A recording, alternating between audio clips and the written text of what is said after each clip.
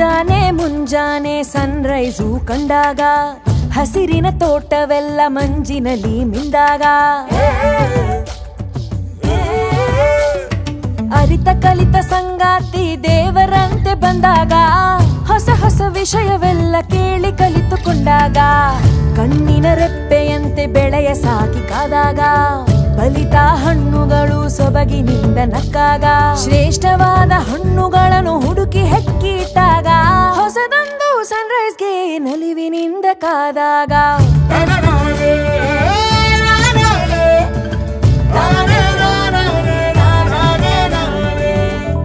ಒಂದು ಹೊಸ ಉದಯ ಹೊಸ ಸನ್ರೈಸ್.